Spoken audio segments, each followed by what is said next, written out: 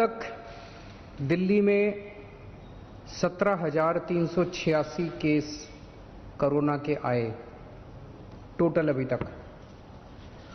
उसमें से 7,846 लोग ठीक होके घर चले गए, 9,142 लोग अभी भी बीमार हैं और 398 लोगों की मौत हो गई है कोरोना की वजह से।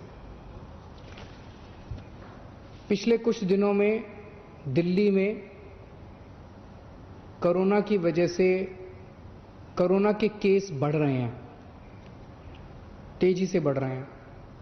इस बात को हम स्वीकार करते हैं। ये थोड़ा चिंता का विषय है, लेकिन घबराने की कोई ज़रूरत नहीं है। मैं आपका मुख्यमंत्री आपको ये भरोसा दिलाना चाहता हूं कि आपकी सरकार कोरोना से 4 कदम आगे चल रही है। जितनी ज़रूरत है उससे कहीं ज़्यादा इंतज़ाम हम आपके इलाज के लिए कर रहे हैं। जैसा मैं हमेशा कहता आया हूं कि हम परमानेंटली ज़िंदगी में लॉकडाउन नहीं कर सकते, सब कुछ बंद करके नहीं रहा जा सकता। आज कोई ये नहीं कह सकता कि 1 महीना लॉकडाउन और कर लो तो कोरोना ठीक हो जाएगा, या 2 महीना लॉकडाउन और कर लो तो कोरोना ठीक हो जाएगा। कोरोना रहेगा, और अगर कोरोना रहेगा तो कोरोना का इलाज करने का इंतजाम करना पड़ेगा। हमारी पूरी सरकार इस टाइम कोरोना के मरीजों का इलाज करने की तरफ ध्यान दे रही है। दिल्ली का मुख्यमंत्री होने के नाते 2 चीज़ों पे ही मेरे लिए चिंता होगी। अगर दिल्ली के अंदर कोरोना की वजह से मौत का आंकड़ा बहुत बढ़ने लगा, मेरे लिए चिंता होगी। मेरा पूरी कोशिश है कि कोरोना के मरीज अगर बढ़ भी रहे हैं तो वो ठीक हों और घर चले जाएं, ठीक हों और घर चले जाएं। तो मौत नहीं होनी चाहिए कोरोना की वजह से, इसको कम से कम रखने की हम पूरी कोशिश कर रहे हैं। और दूसरी चीज, कोरोना की वजह से मान लीजिए 10,000 पेशेंट हो गए और हमारे पास 8,000 बेड हैं, तो मेरे लिए चिंता का विषय है।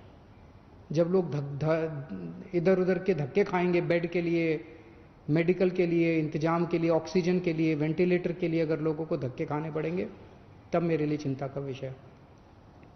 और अगर बेड कम पड़ गए, ऑक्सीजन कम पड़ गई, वेंटिलेटर कम पड़ गए, पीपी किट कम पड़ गए, तो उसकी वजह से मौत भी ज़्यादा हो जाएंगी, क्योंकि उनको इंतजाम नहीं मिलेगा।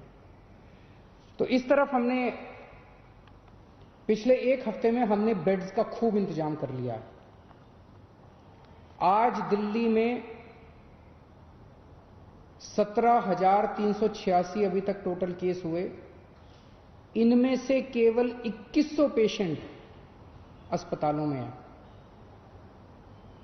बाकी सब घरों के अंदर हैं। जो भी एक्टिव पेशेंट्स हैं घरों में हैं, घरों में इंतजाम कर रहे हैं, घरों में इलाज करा रहे हैं। 2100 पेशेंट अभी अस्पतालों में हैं। और हमारे पास पिछले 1 हफ्ते में हमने इस पर काफ़ी काम किया है। आज की डेट में 6600 बेड कोरोना के, केवल कोरोना के लिए 6600 बेड का इंतजाम कर लिया है। पिछले हफ्ते जब मैं आपसे मिला था 1 हफ्ता पहले, हमारे पास टोटल मिला के 4,500 बेड का इंतजाम था। पिछले 1 हफ्ते में हमने 2100 और बेड का इंतजाम कर लिया। 6600 बेड हैं आज हमारे पास। इन 6600 बेड्स में से केवल 2100 बेड के ऊपर पेशेंट हैं, 4500 बेड खाली पड़े हैं अभी अपने पास।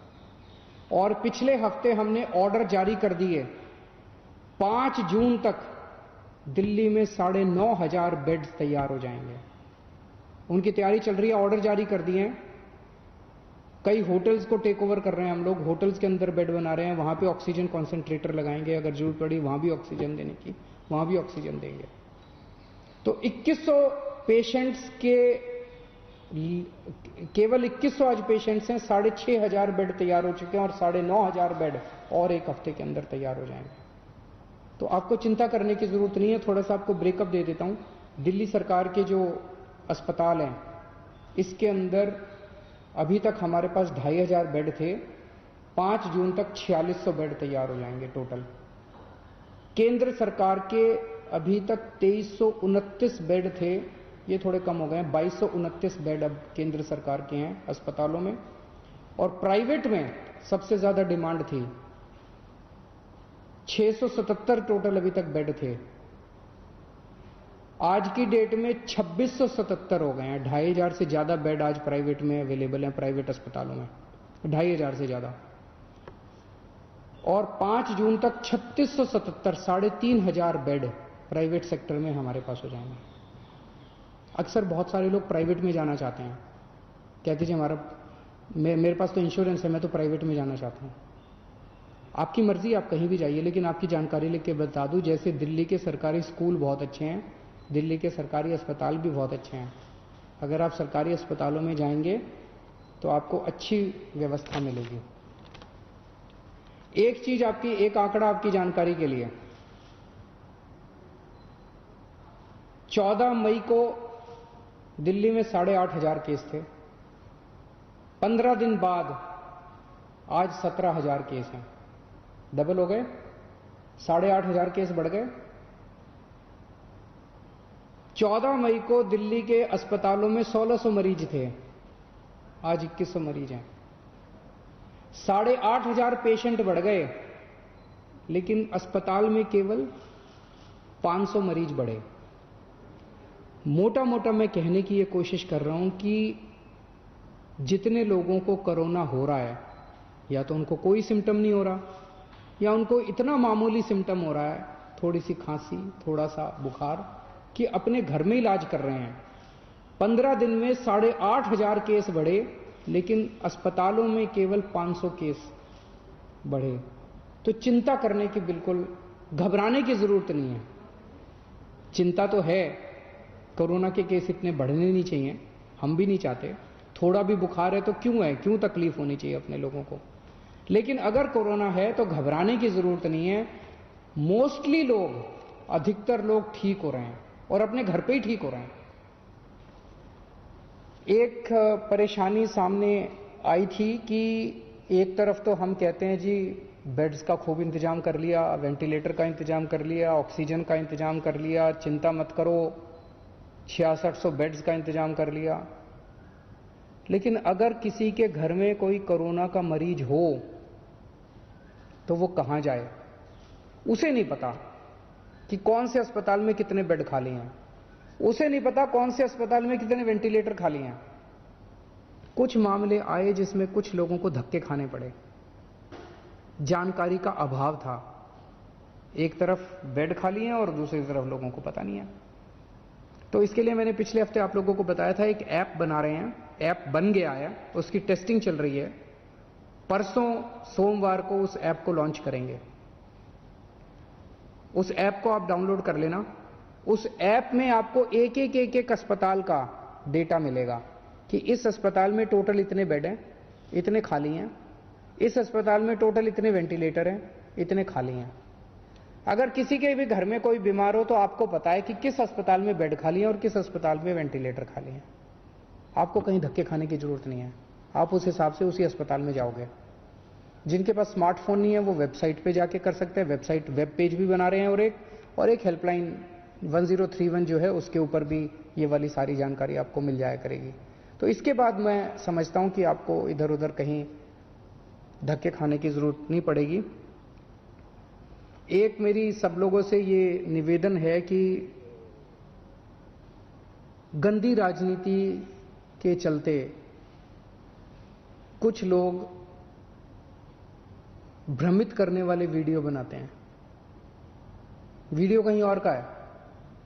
आज सुबह से कोई एक वीडियो चला रखा है कि देखिए कितनी लाशें दिल्ली के अस्पताल में, वो पता चला कहीं और का है, दिल्ली का है ही नहीं। कल किसी ने चला दिया कि देखो दिल्ली सरकार के अस्पताल में कितना गंदा खाना, वो पता चला दिल्ली सरकार का अस्पताल ही नहीं था, कोई और अस्पताल था, किसी और का अस्पताल था, दिल्ली सरकार का था ही नहीं। तो एक तो मेरी लोगों से, जो भी लोग ऐसा करते हैं उनसे निवेदन है, देश इस टाइम बहुत मुश्किल अवस्था से गुजर रहा है। इस वक्त अपने को सबको राजनीति छोड़ के एक साथ मिलकर देश के लिए काम करना है। इस किस्म की गंदी राजनीति ठीक नहीं है। ये अपने देश को कमजोर करती है, अपने समाज को कमजोर करती है, अपने लोगों को कमजोर करती है, व्यवस्था को कमजोर करती है। जब ये कल वीडियो आया कि दिल्ली सरकार के अस्पताल में खाना अच्छा नहीं है, मैंने फ़ोन किए सब जगह एमएस वगैरह को, इसको मैंने पता करो ये क्या है। उनका मनोबल टूटता है। वो कहते हैं जी हम इतना अच्छा काम कर रहे हैं और फिर भी हमारे बारे में इस तरह से दुष्प्रचार किया जा रहा है। जो डॉक्टर, जो नर्स इतना आगे बढ़ के काम कर रहे हैं, आज दिल्ली के अंदर दिल्ली के डॉक्टर्स, दिल्ली के नर्सेज ने इतनी मेहनत करके दिल्ली के अंदर डेथ के फिगर को, मौत के आंकड़े को इतना कम रखा हुआ है, और आप एक किसी और देश का, किसी और शहर का वीडियो चला के कहते हैं दिल्ली में लाशों का ढेर। सोचो उनके मन पे क्या गुजरती है। उनकी मेहनत का हम एक तरह से इंसल्ट कर रहे हैं। ऐसा मत कीजिए। और अगर आपको ऐसा कोई वीडियो मिले तो आंख बंद करके उस पर भरोसा भी मत कीजिए। अक्सर कई सारे ऐसे वीडियो फर्जी चल रहे हैं। अगर कोई सच्चा वीडियो होगा मैं आपको भरोसा देता हूं उसके ऊपर एक्शन लिया जाएगा, और हमने लिए हैं कि बहुत सारे ऐसे झूठे वीडियो भी चल रहे हैं।